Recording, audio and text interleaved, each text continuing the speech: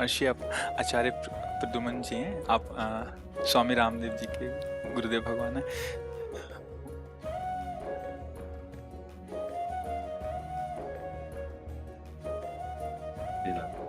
प्रसादी चल रही है। प्रसादी चल रही है। बड़ी कृपा आप सबकी, बड़ी धन्यवाद धन्यवाद धन्यवाद धन्यवाद।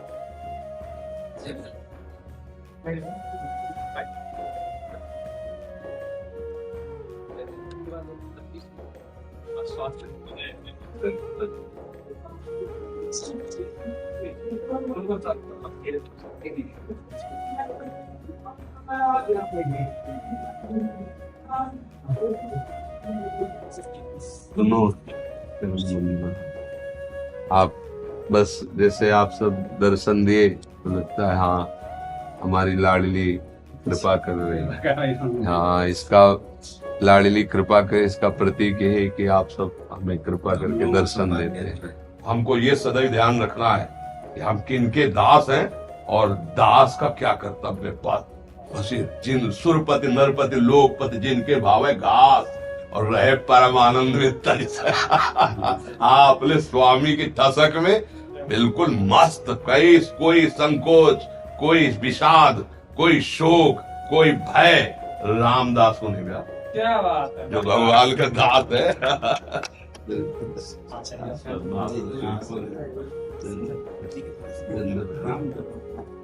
मेरे नाथ मेरे प्रभु आप सीखे। सुरजीत सिंह जी दिल्ली से। श्री हरिवंश महाराज जी, आपके चरणों में कोटि कोटि नमन। महाराज जी, जब से भक्ति करने का प्रयास कर रहा हूँ, घर वाले, रिश्तेदार, सगे संबंधी सब प्रतिकूल हैं। महाराज जी, कभी कभी उनकी बातें सुन के मन बहुत विचलित हो जाता है। महाराज जी, थोड़ा बल प्रदान कीजिए। ऐसा ही है, सत्य मार्ग में चलने वाला ये सब सहता है और उसको ये प्रसाद मिलता है। क्योंकि संसार में फंसाने के लिए तो लाखों हैं, लेकिन भगवान से मिलाने के लिए एक भी नहीं है। केवल भगवत प्रेमी महात्मा वही कृपा करते हैं तो हमें मार्ग मिलता है, नहीं तो संसार में फंसाने के लिए तो सब है। इसलिए हिम्मत धारण करो, वो हिम्मत भगवान के नाम से, भगवान की लीला गुणगान से और संतों की वाणी से प्राप्त होता है। प्रायः भक्ति में अनुकूलता संसार की नहीं मिलती है। हम आप तो बहुत छोटे भक्त हैं, जैसे मीरा जी, तो देखो उनके पति के भाई देवर ही कितना भयंकर कष्ट देने की प्रतिपल चेष्टा करते रहे। जहर पिलाया, तलवार से काटने की कोशिश, क्या क्या क्या। नरसिंह मेहता की भाभी, विभीषण का भैया है, प्रहलाद जी का पिता है ने? मतलब चरित्र पढ़ के देखो तो बगले में खड़ा कर दिया जाता है विपरीत जो आपको सताएगा। क्योंकि भगवान ऐसा क्यों करते हैं? क्योंकि हमारा मन राग में फंसा है, मोह में फंसा है। तो जैसे कच्ची मटकी को बिना आवे पे रखे, बिना पकाए, उसमें आप पानी नहीं पी सकते हैं। ऐसे हमारा हृदय बहुत कच्चा है, अब इसको पहले थोड़ा तपाया जाएगा। तो ये जो प्रतिकूलता मिलती है इसे ताप कहते हैं। जलन होती है ना तो ताप कहते हैं। उसको सह जाओ तो तुम्हारा हृदय पक्का हो जाएगा और भगवान के प्रेम रस रखने लायक हो जाएगा। इसीलिए बड़े बड़े भक्तों में प्रतिकूलता, और दूसरा गूढ़ राशि के हमारे बहुत से पाप जमा है, अपराध हुए हैं। तो इस जलन, जितना जलन होगी ना उतना ही सब शांत हो जाएंगे। और एक स्थिति ऐसी आती है जब निष्पाप हृदय हो जाता है तो कोई चाहे जितना गाली दे, चाहे जितना अपमान करे, कुछ फर्क नहीं, बिल्कुल फर्क ही नहीं पड़ता। पूज्यपाद सिउड़िया बाबा जी महाराज ने कहा, तब मानना कि हृदय आपका भक्ति रंग में रंग गया है। जैसे कोई विदेशी भाषा में हमारे सामने आके हमें खूब गाली दे तो हम जानते ही नहीं वो भाषा, तो ऐसे देखेंगे हंसेंगे। ऐसे हमारी भाषा में हमको गाली दे, जिस भाषा का हमें ज्ञान है, हम वैसे ही हंसे, हृदय में जलन ना हो, तो समझो कि अब हमारी भक्ति का रंग आया है। तो अभी तो प्रारंभ हुआ है, अभी तो काफी युद्ध बकाया है। अभी तो बाहरी बात है, अब अंदर के तैयार, अंदर का समझते हो, तुम्हारे घर में अंदर बैठे हैं काम, क्रोध, लोभ, मोह, मद, मत्सर। ये सोचेंगे कि अभी तक तो हमारा गुलाम रहा, अब हमको गुलाम बनाना चाहता है। तो किसी को भी आप अगर अपने अधीन करना चाहेंगे तो पहले वो पूरी ताकत झोंकेगा, आपकी अधीनता ना स्वीकार करने की। और जब देख लेगा कि आप जोरदार हो गए तो घुटने पे आ जाएगा ऐसे। तो सबसे बड़ा जोर है नाम। श्री हरिवंश नाम बल लाहो, अपने मन भाई सब कहो, लाहो शरण हरिवंश की। नाम जितना जपोगे उतने तुम बलवान होते जाओगे, किसी की परवाह नहीं रहेगी। मैं क्या सोचो कि परिवार अनुकूल हो जाए, तो मुझे लगता है कि नहीं, ये मांगना ठीक नहीं होगा। अगर अनुकूल हो गए तो भक्ति का रंग नहीं आएगा, क्योंकि यही इसी प्यार में तो हमारा जीवन चला गया ना। और भगवान अपने भक्ति प्रेम रंग की प्राप्ति के लिए स्वयं आदेश करते हैं। गोस्वामी तुलसीदास जी कह रहे हैं, जननी जनक बंधु सुतदारा, तन धन धाम सुहृद परिवारा, सबकी ममता ताग बटोरी, मम पद मनहि बांध बर डोरी। तो यही तो प्रतिकूल हो रहे यार, बढ़िया हो रहे। जो हमें काम करना चाहिए वो हमारा सहयोग कर रहे हैं, पर हम लोग अज्ञान होने के कारण ऐसा लगता है कि यार सब प्रतिकूल होते जा रहे। जब से भगवान को पकड़ा, जब से भजन शुरू किया, घाटा ही घाटा, परेशानी ही परेशानी। ऐसा नहीं, असली मुनाफा अब हुआ। लोग कितने भ्रम में रहते हैं। मालूम, हम कह रहे 5,000 करोड़ रुपया तुम्हारे नाम जमा हो गया, तुमने अरबों का महल खड़ा कर लिया और सारा संसार तुमने सलूट मारा, लेकिन मरोगे तब न सलूट जाएगी तुम्हारे साथ, ना वो रुपया जाएगा, न मकान जाएगा। अब तुम खाली के खाली हो ना, तो ठगे गए ना। अच्छा, राधा राधा राधा राधा, और जैसे श्री जी रख रहे रह रहे, और जब चलेंगे ना तो हमारे पास ये बैंक बैलेंस है, राधा राधा राधा। अब जहां भी जाएंगे तहां चकाचक है, क्योंकि हमारे पास बैंक बैलेंस है। परम धन राधा नाम आधार, हमारे पास परम धन है, हम खाली हाथ नहीं जाएंगे। हाँ, हम धन लेकर के यहाँ से। तो जब इस धन के लिए चलोगे तो फिर ये धन तो फिर छूटेगा या छुड़ाया जाएगा, क्योंकि इसको अंदर से अगर प्यार करोगे तो फिर राधा राधा बोल नहीं पाओगे। तो जहां को भक्ति शुरुआत होती है तो दो तरह से माया विघ्न डालती है। या तो इतना ऐश्वर्य और अनुकूलता दे दी कि जो शुरू हुआ तो बंद हो जाए, और या इतनी प्रतिकूलता झंझट दे देगी कि तुम डर से छोड़ दो। अगर दोनों में पार हो गए तो फिर आगे माला माल हो जाओगे, आनंदित हो जाओगे। देखना, पर डरो मत, डरो मत। और किसी को प्रतिकूलता तुम्हें दुख दे रही ऐसा अनुभव मत करने दो। रहीमन मन की मन व्यथा रखिए मन में गोय, सुनिठ ले हैं लोग सब बांटने लिए कोई। तुम्हारे अंदर जो हो तो बस अंदर वाले से बात करो, प्रभु से, किसी से मत हो। कैसे बढ़िया है, आनंद है, वो गाली दे रहा है तो तुम्हारी मुस्कुराहट होनी चाहिए। लोग क्या यार, आदमी इसको कोई फर्क ही नहीं पड़ता, बंद हो जाएगा, सब प्रतिकूलता बंद हो जाएगी। और अगर जैसे कोई चिढ़ने लगता है ना, तो चार लोग उसकी मौज लेने लगते हैं और चिढ़ाने लगते हैं। हमें नहीं चिढ़ना, हमें नहीं डरना, हमारे प्रभु है, हमारे रक्षक। खूब नाम जप करो और भगवान की तरफ बढ़ने की चेष्टा करो। डरो मत कि अब हमारा कोई साथ नहीं देता, नहीं देगा।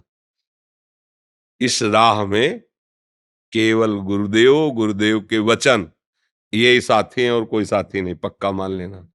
जो चलेगा वो तुम्हें लूटने के लिए तुम्हारे साथ चलेगा, तुम्हें धनी बनाने के लिए नहीं। ऐसे भी देख लो, अब बातचीत संसार की हो रही, हंसी, तो नाम जब चलेगा क्या? वो अकेले कोई है ही नहीं, तो राधा राधा राधा राधा राधा। जिससे प्यार होता है वही मन जाता है। कोई तुम्हें प्यार ही नहीं करता तो श्री जी से में लालजू में मन जाएगा, प्रियालाल में। और संसार में अगर मान लो बहुत सब जगह प्यार मिल रहा है तो फिर भजन नहीं होगा, फिर वही चिंतन होगा, मन वहीं जाएगा जिससे प्यार करते हो। मुझे तो लगता है कृपा हो रही है आपके ऊपर। अक्षय अग्रवाल जी गाजियाबाद से। राधे राधे महाराज जी, आपके चरणों में कोटि कोटि नमन।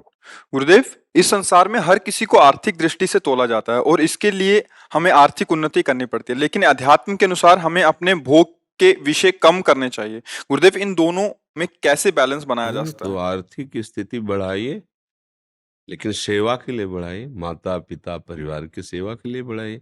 आप अपने लिए संयम में रहिए, जिनके द्वारा सब समाज की सेवा हो रही, परिवार की सेवा हो रही, उनका अर्थ उनको कोई पतन में थोड़ी ले जाता है। अब अर्थ कमाओ और परिस्त्री गमन में पैसा खर्चा करो, जुआ में खर्चा करो, शराब में करो, मांस में, तो दुर्गति हो जाएगी। अर्थ खूब कमाओ। 4 पुरुषार्थ है, पहले है धर्म, फिर अर्थ, फिर काम और फिर मोक्ष। देखो, धर्म और मोक्ष के बीच में रखा गया है अर्थ और काम। अगर धर्म के द्वारा अर्थ कमाओगे और अर्थ का प्रयोग कामनाओं की पूर्ति धर्म से करोगे तो मोक्ष मार्ग में अपने आप चले जाओगे। जो कुछ हमें मिला है हमारे लिए थोड़ी मिला है, हमें सेवा के लिए मिला है। अपने परिवार में जो माता पिता पत्नी पुत्र भाई परिवार, इनकी सबकी सेवा करो। जो मूर्खता करते हैं वो सोचते हैं हम कमाते हैं हम उसका उपभोग करेंगे, और वो गंदी बातों में, बेविचार में, मदिरापान में, गंदे व्यसनों में, और ये सब मांस आदि खाने में, मनमानी ऐसे, ये दुरुपयोग है। इसका संयम करो। जैसे भगवत मार्ग में चलना, पवित्र भोजन, पवित्र वस्त्र, पूरे परिवार समाज की सेवा, क्या अर्थ परेशानी है? बड़े बड़े औषधालय खुलवा दो, गौ सेवा, साधु सेवा, देश सेवा, कितना अर्थ आएगा? हम एक देश में रहते हैं, हमारा देश, कितनी जनसंख्या है अपने देश की? 1 अरब है। हाँ, तो अब सोचो कि हमारे पास अर्थ कितना हो, हम पूरे देश की सेवा में लग जाएंगे। तो अर्थ नुकसानदायक कब है? जब हम उसका उपभोग करते हैं गलत ढंग से। नहीं तो अर्थ कमाने के लिए निषेध किया गया क्या? अर्थ कमाने के लिए निषेध नहीं है।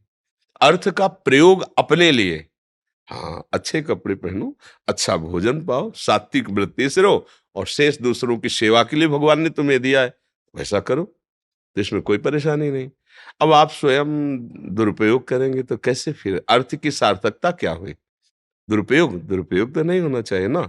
दुरुपयोग के लिए निषेध किया गया है। अपने को आप साधन में रखो। आपके पास जो सामग्री है, जिसको आवश्यकता, दूसरों की सेवा में लगाओ। जो अपने संबंधी जन है, जो अपने समाज के जन है, या कोई ऐसा बीमार पड़ा है जिसकी सेवा अत्यंत आवश्यक है, तो आप एक दिन के लिए भोजन छोड़ दीजिए, उसकी सेवा कर दीजिए। तो ये बातें समझना पड़ेगा, नहीं पड़ेगा भाई हमारा पैसा हम जो मनाएंगे करेंगे तो दुर्गति भी तुम्हारी हुई तो होगी। क्योंकि गलत आचरण आज जैसे सत्संग में निकला, ये 4 बातें जिसके जीवन में, उसका नाश अवश्य होगा। जो शराब पीता है, दूसरे की स्त्री के साथ भोग करता है, मांस खाता है, जुआ आदि व्यसन करता है, उसका पतन निश्चित है, उसको कोई नहीं रोक सकता। अब कमाओ धन, क्या होगा? तुम्हारी दुर्गति ही होगी, क्योंकि उसका प्रयोग तुम्हारा सही नहीं। अगर 10 रुपया भी तुम्हारा किसी ऐसी की सेवा में लग गया जिसको अत्यंत आवश्यक था, उसको भयानक पीड़ा है, कष्ट है, आप उठा के लेकर अस्पताल गए और कुछ अर्थ लगा दिया, खवाया पियाया, और मन से कि भगवान ये सुखी रहे, यही बहुत बड़ा पुण्य काम हो गया। हो गया ना? तो अर्थ से अच्छा काम भी हो सकता है और बुरा काम भी हो सकता है। और कोई मरणासन में है, बहुत कष्ट में, औषधि दिला करके उसको स्वस्थ कराने का आपने प्रयास किया, तो वही अर्थ आपके सुकृत का काम बन गया। उसका प्रयोग आप क्या करते हैं, बस ये बात ध्यान देने के लिए। अपने लिए ज्यादा प्रयोग ना करें, उचित प्रयोग करें, क्योंकि शरीर भी तो सेवा के लिए है ना। अगर शरीर ही स्वस्थ नहीं तो सेवा कैसे होगी, चाहे माता पिता या समाज की? तो इसको स्वस्थ रखना है, बस इतना अपने लिए प्रयोग करना है, क्योंकि अपना काम है भगवान की प्राप्ति करना। और जो जो भोग सामग्री है वो दूसरों की सेवा में लगा देना है। कोई समस्या, कोई प्रश्न? महाराज जी, कई बार जो क्रिया करते हैं अर्थ कमाने के लिए, उस क्रिया को करते वक्त वो भागवतिक चिंतन नहीं रह पाता है, तो वो क्रिया तो उसका भी हमने उपाय बता दिया है कि किसी भी क्रिया के प्रारंभ में, मध्य में और अंत में अगर आप ये सोच रहे हैं कि भगवान को समर्पित करेंगे हम, क्योंकि ये भी भगवान की सेवा है। आप फावड़ा चला रहे हैं, आप व्यापार कर रहे हैं, आप नौकरी कर रहे हैं, तो भगवान की सृष्टि में कर रहे हैं ना। उससे प्राप्त अर्थ के द्वारा जो तुम्हें जिम्मेवारी मिली है, तुम वो जिम्मेवारी निभा रहे हो ना, वो भगवान की सेवा है। तो जो आपने नौकरी पेशा व्यापार किया, जिस समय में आपका भगवत स्मरण नहीं रहा और आप तन्मयता पूर्वक वो कार्य किए, उस कार्य के समय को, कार्य को भगवान को अर्पित कर दो। पेमेंट आप लो, अर्पित कर दो, तो वो डबल काम हो गया, भगवान की प्राप्ति का भी और अपने सुख का भी। तो समझ रहे ना? तो हो सकता है गृहस्थी के ऐसे कार्य जिनमें आप तन्मय हो जाओ और भूल जाओ प्रभु को, तो भूल जाने पर भी वो भूल नहीं मानी जाती, क्योंकि वो कर्म आपको भगवान में समर्पित करना है। जो भी कर्म कर रहे हैं भगवान के निमित्त कीजिए, भगवान को समर्पित कीजिए, और बीच बीच में जितना स्मरण बढ़ा सको स्मरण बढ़ाते रहिए, वो पूजा ही हो जाएगी। ये शास्त्रीय प्रमाणित है। भगवान के परम महाभागवत 9 योगेश्वरों ने 11 स्कंद भागवत में कहा है, स्वभाव के अनुसार, चेष्टाओं के अनुसार जो जो जो जो क्रिया है वो सब परम पुरुष नारायण को अर्पित कर दे, ये भागवत धर्म है। तो ये हमारे लिए ये भी सुविधा है, भगवान को कर्म समर्पित कर दो तो कर्म योग हो जाएगा, और उससे हमें भगवान की प्राप्ति होगी। वही कर्म हमें नष्ट कर सकता है और वही कर्म हमें मुक्त कर सकता है। तो हम शास्त्र संयम के अनुसार कर्म करें, जो हमें कर्म मिला है और भगवान को समर्पित कर दें। तो जैसे आप दिन भर चिंतन नहीं करते, लेकिन जब शाम को आपको पैसा मिलेगा तब आपको ये बात है कि माता पिता को देंगे जाके, या पत्नी को देंगे, परिवार को सुख मिले। ऐसे ही दिन भर आपने याद नहीं किया, पर अब शाम के याद आए कि भगवान को ये कर्म अर्पित करना है, समर्पित। हे प्रभु, सुबह से लेकर अभी तक जो कर्म करते रहे वो आपका बराबर स्मरण ना होने पर भी ये आपके लिए, स्वामी आपको समर्पित है, तो ये कर्म समर्पण हो गया, इससे भी भगवत प्राप्ति हो जाती है। सतपाल यादव जी, राधे राधे। महाराज जी मैं दिल्ली पुलिस से रिटायर हूँ। महाराज जी मेरा प्रश्न है कि भगवत प्राप्ति के लिए गुरु बनाना आवश्यक है, लेकिन मैं प्रभु में आस्था भी रखता हूँ, पर आजकल ऐसा देख रहा हूँ जिससे मेरे को गुरु बनाने का मन नहीं होता, लेकिन मेरी वाइफ का दृढ़ भाव है कि बिना गुरु के भगवत प्राप्ति नहीं होगी। महाराज जी मेरा मार्गदर्शन करें। भगवान सबके स्वाभाविक गुरु हैं, है ना? ये बात तो आपको, जब आप कहते हैं कि हमारे अंदर आस्तिकता है, तो आस्तिकता का स्वरूप यही होता है कि भगवान है। जो भगवान है उनसे बड़ा तो कोई है नहीं ना। जितने भी संत महात्मा हैं सब उन्हीं के नाम का आश्रय लेकर, उन्हीं के चरणों का आश्रय लेकर के। तो अब जैसे आजकल किसी व्यक्ति के आचरण पर आपका विश्वास नहीं हो सकता, पता नहीं आचरण कैसा है, पर भगवान पर तो विश्वास है ना। भगवान को गुरु मान लो, भगवान श्री राम को, भगवान श्री कृष्ण को, भगवान शंकर, हमारे तो इष्ट के विविध नाम रूप हैं, ये किसी को मान लो और मानकर उनका नाम जपने लगो। और जब नाम जप करोगे तो आगे का रास्ता खुद दिखाई देगा कि क्या है। फिर आपको प्रश्न नहीं करना पड़ेगा, उनको जो करवाना वो करवा लेंगे, आपको बस इतना करना है। बात माने? मेरी वाइफ जो है वो कहती है गुरु के बगैर। तो ये सुना देना ना हमारी बात उनको। हाँ हाँ, तो आप सुन लीजिए। तो अब हम जो बोल रहे हैं ना, तो इसको मान लो कि गुरु की बात है ये। क्यों? गुरु का मतलब वरण करना होता है। वरण का मतलब होता है उनकी बात सुनकर समझकर उस पे चलना होता है। तो मान लो कि हमें गुरु का आदेश है कि भगवान को मैं गुरु मानूं और नाम जप करूं। अब इसमें कोई संशय है? कबीर दास जी महाराज रामानंदाचार्य जी को परम गुरु अपना स्वरूप मानते। एक दिन सीढ़ी पर लेट गए, अंधेरा था, स्नान करने जा, उनके चरण पड़े छाते, अरे उनका बेटा राम राम राम। तो उनका गुरु जी राम राम राम, आजीवन राम राम राम राम। भगवान ने, महापुरुषों ने बात कह के दिखाई है कि बात मानने के शिष्य है और बात ना मानो तो फिर क्या है नहीं? हम लाख कहें कि आप हमारे शिष्य, आप हमारी बात ना माने तो आपका कल्याण नहीं होगा। और आप बिल्कुल मत कहिए कि आप हमारे गुरु, हम बिल्कुल मत कहें आप हमारे शिष्य हो, आप हमारी बात मान लो तो आपका कल्याण हो जाएगा, है ना? बस सुलझा हुआ व्यक्तित्व रखो। हम इस बात से आपके प्रसन्न हैं कि जब तक हमारा श्रद्धा और विश्वास दृढ़ ना हो तब तक हम किसी को कैसे अपना स्वामी वरण करें। तो सबके स्वामी भगवान है। अगर भगवान पर आस्था है तो आगे का मार्ग वही दिखाते हैं, क्योंकि वही गुरु रूप से, दूसरा कोई नहीं। बंदो गुरुपद कंज कृपा सिंधु नर रूप हरि महामोह तम पुंज जासु बचन रवि कर निकर।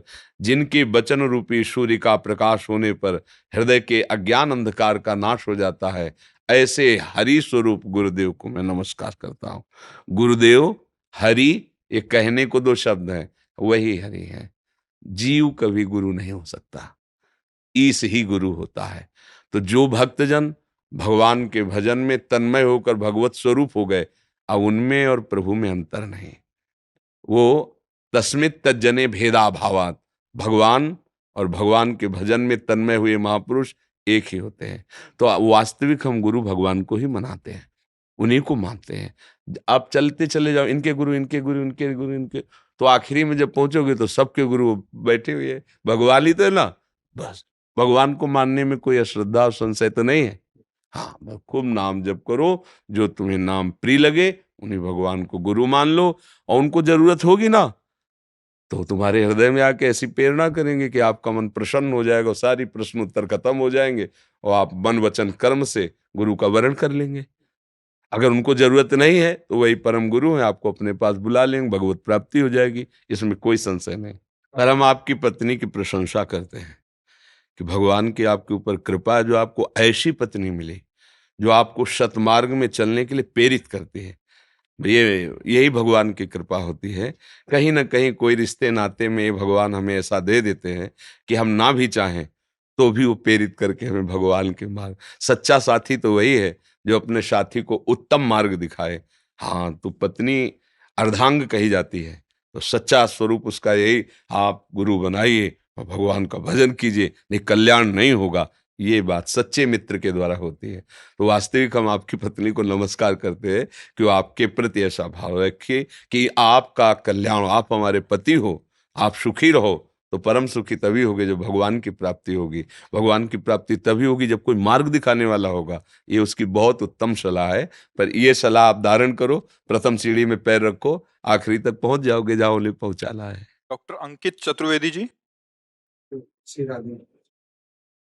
महाराज जी, मैं एक आयुर्वेदिक चिकित्सक अधिकारी हूँ भरतपुर में। महाराज जी, मेरा एक प्रश्न है। कर्म मार्ग, भक्ति और ज्ञान मार्ग में विरोधाभास देखा जाता है, परंतु किस मार्ग में किसने चलने कहा? से किसने कहा? किसने कहा? विरोधाभास कहाँ है? विरोधाभास तो संसार में, परमार्थ में तो विरोध शब्द है ही नहीं। ज्ञान, भक्ति और कर्म, ये तो एक ही बात को कहा जा रहा है अनेक शब्दों में। देखो, तुम्हें हम बताते हैं, हमें बताना विरोधाभास कहाँ है। जब हम परमार्थ में चलने की बात सोचते हैं तो सबसे पहले हमें सत और असत का ज्ञान करना होता है। हमें क्या त्यागना है और क्या स्वीकार करना है, समझ रहे ना? इसे शास्त्रीय ज्ञान कहते हैं, इसे वैराग्य भी कहते हैं। जब हम सत को जाना तो असत का त्याग किया। अब जिस सत को जाना, अब उस सत से हमें प्यार करना है, तन्मय होना है, उसमें स्थित होना है, उसी को भक्ति कहते हैं, उसी की उपासना करते हैं। उपासना वाणी से होती है, शरीर की चेष्टाओं से होती है, मन के संकल्प से होती है। अब जब उपासना करके सत वस्तु में हमारी स्थिति हो गई, तब हम ब्रह्म स्वरूप हो गए। ब्रह्मविद ब्रह्मैव भवति। भक्त स्वरूप में माया, ब्रह्म ये सब भूल गया, एक रहे नंदलाल। एक ही रहा, उधर ब्रह्म रहा, इधर ठाकुर जी के स्वरूप में हमने स्वीकार किया।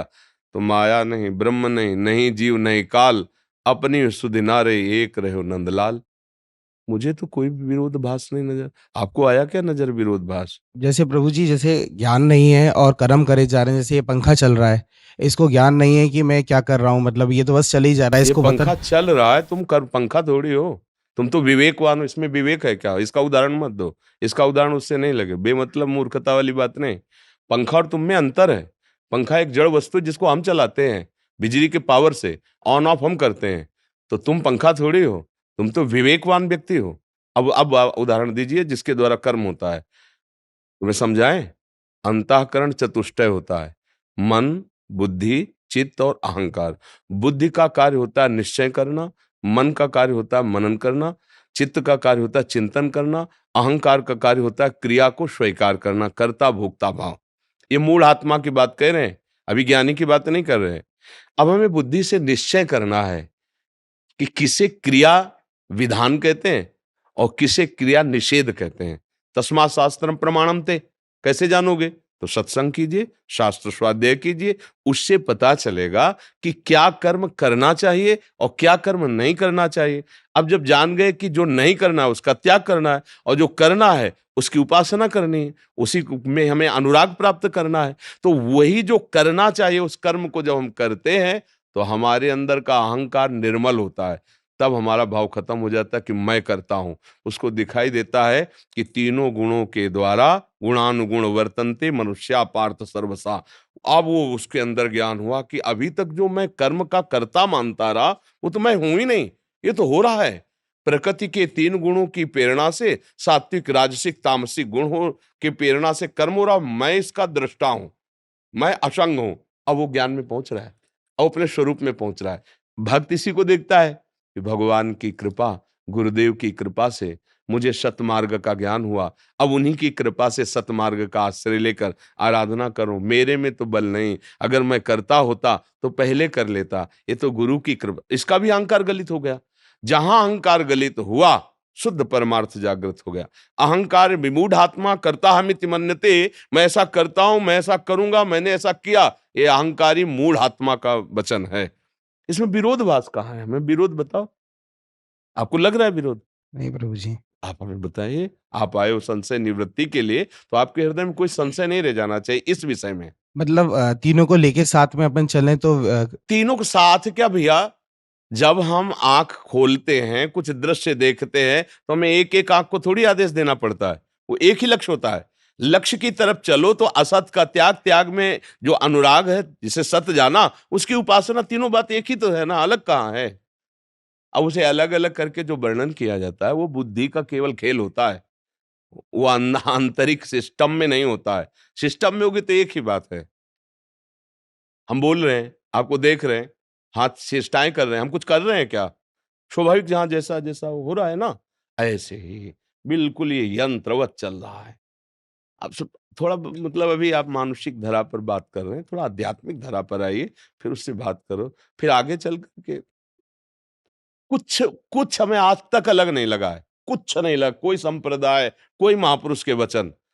वहां से जहां से वो बोल रहे हैं वहां खड़े हो जाओ, बड़े महापुरुषों की, तो आपको एक ही बात दिखाई दी, कुछ अंतर नहीं है, कुछ अंतर। हमें कहीं अंतर नहीं लगा। दोनों मार्ग के हम पथिक रहे हैं, ज्ञान मार्ग के काशी से, और प्रेम मार्ग के वृंदावन के। दोनों दिव्य अपनी चरम सीमा का, अगर ज्ञान का तो बोध स्वरूप समुद्र है काशी विश्वनाथ भगवान का, और अगर प्रेम तो प्रेम समुद्र है वृंदावन। मुझे कहीं अलग नहीं लगा। आपको जब अलग लगे तो हमसे आके पूछ लेना कि यहाँ अलग लग रहा है, तो हम आपको बता देंगे। समझ में आ रहा है? जी। श्री राधे।